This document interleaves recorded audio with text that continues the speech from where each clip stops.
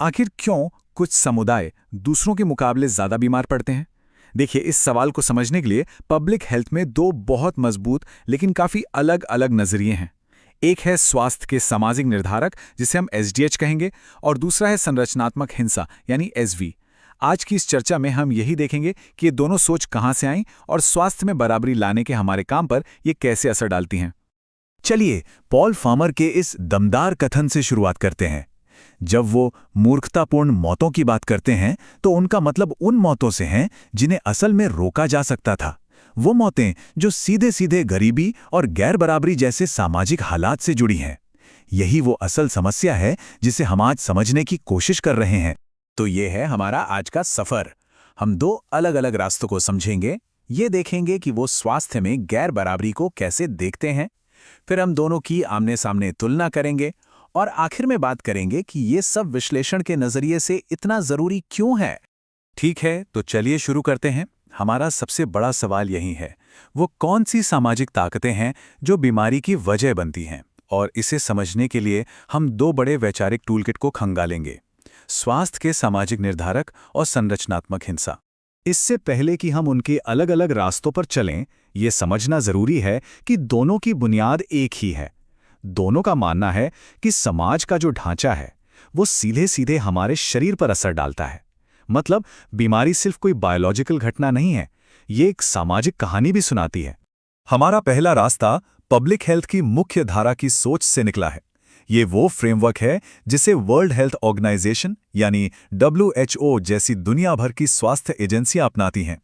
देखिए, इस स्लाइड में जो बात सच में दिलचस्प है वो ये है कि एसडीएच फ्रेमवर्क की जड़ें यूके में हुए क्वांटिटेटिव रिसर्च में हैं। ये सब तब शुरू हुआ जब रिसर्चर्स ने देखा कि एक मुफ्त हेल्थ केयर सिस्टम होने के बावजूद अमीर और गरीब के स्वास्थ्य के बीच का फासला बढ़ता ही जा रहा था।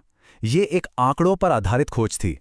तो यहाँ पे सबसे अहम बात यह है, एसडीएच सिर्फ गरीबी और स्वास्थ्य के बारे में नहीं है, ये एक ढलान, एक ग्रेडियंट के बारे में है। इसका मतलब ये हुआ कि middle class upper middle class से कम स्वस्थ है और अपर मिडिल क्लास सबसे अमीर लोगों से कम स्वस्थ है।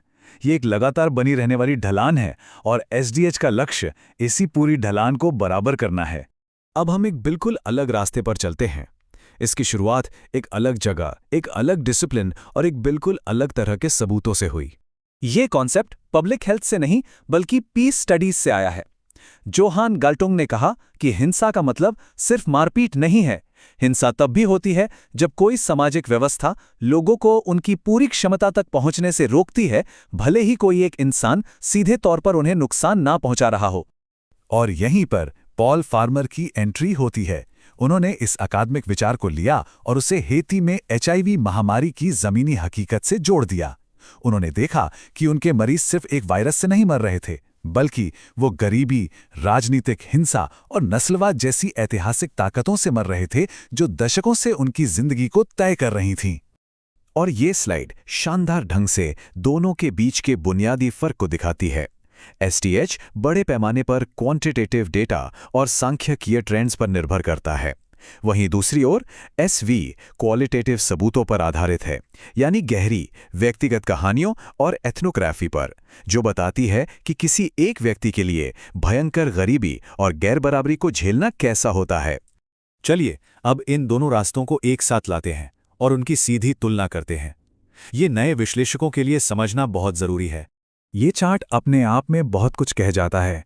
ये दिखाता है कि ये दोनों कॉन्सेप्ट अकादमिक दुनिया में एक दूसरे से कितने अलग थलग हैं।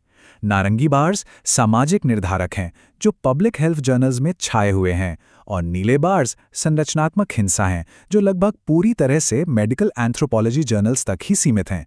बात एक ही समस्या की हो रही है, लेकिन अलग अलग भाषाओं में। ये तालिका पूरी बात का सार है। एसडीएच यूके के डेटा से निकला जो पूरी आबादी पर फोकस करता है और सोशल एपिडेमियोलॉजी का इस्तेमाल करता है। एसवी हैती के चरम गैर बराबरी के विश्लेषण से उभरा जो सबसे ज्यादा हाशिए पर मौजूद लोगों पर फोकस करता है और मेडिकल एंथ्रोपोलॉजी का इस्तेमाल करता है। एक आंकड़ों की कहानी सुनाता है तो दूसरा पीड़ा की। तो निचोड़ ये है, एसडीएच की भाषा पॉलिसी बनाने वालों को पसंद आती है क्योंकि यह सिस्टम पर सवाल नहीं उठाती। ये कहती है चलो नीतियों को ठीक करते हैं, जबकि एसवी की भाषा एक सीधी चुनौती है। ये कहती है चलो शक्ति के ढांचों को ठीक करते हैं। यही वजह है कि एसडीएच को WHO जैसी संस्थाओं में ज्यादा अपनाया गया है, जबकि एसवी एक मजबूत आलोचना बना हुआ है। लेकिन पॉल फार्मर सिर्फ आलोचना करने वाले नहीं थे। उन्होंने संरचनात्मक हिंसा के अपने विश्लेषण को सीधे सीधे देखभाल के एक ठोस मॉडल में बदल दिया। चलिए देखते हैं कि ये कैसे काम करता है। इस एक सवाल ने सब कुछ बदल दिया। पारंपरिक मेडिसिन पूछती है, मरीज इलाज का पालन क्यों नहीं करते? फार्मर ने पूछा, हम इलाज का पालन करने में मरीज का साथ कैसे दे सकते हैं? ये जिम्मेदारी को मरीज से उठाकर हेल्थ सिस्टम पर डाल देता है। अकम्पनीमेंट का ये आइडिया लिबरेशन थियोलॉजी से आया है। इसका मतलब है किसी के साथ चलना, उनके संघर्ष में साझीदार बनना। हेल्थ केयर में इसका मतलब है कि सिर्फ दवा देना काफ़ी नहीं है।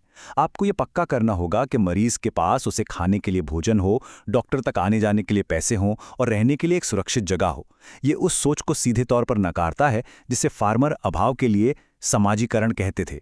यानी ये मान लेना कि गरीब लोग खराब क्वालिटी की देखभाल के आदी हो जाते हैं। और ये बहुत अच्छे से दिखाता है कि ये असल में कैसा दिखता है। फार्मर ने इसे 5S कहा।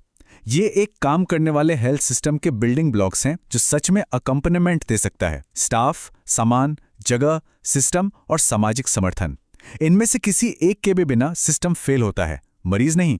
तो एक नए पब्लिक हेल्थ एनालिस्ट के तौर पर इस सब का क्या मतलब है? चलिए इसे समेटते हैं। ये पूरी कहानी का सार है। दो शक्तिशाली विचार जो एक ही समस्या को सुलझाने की कोशिश कर रहे हैं, लेकिन अलग अलग दुनिया से आ रहे हैं। एक की शुरुआत सबूतों से हुई, दूसरे की आलोचना से।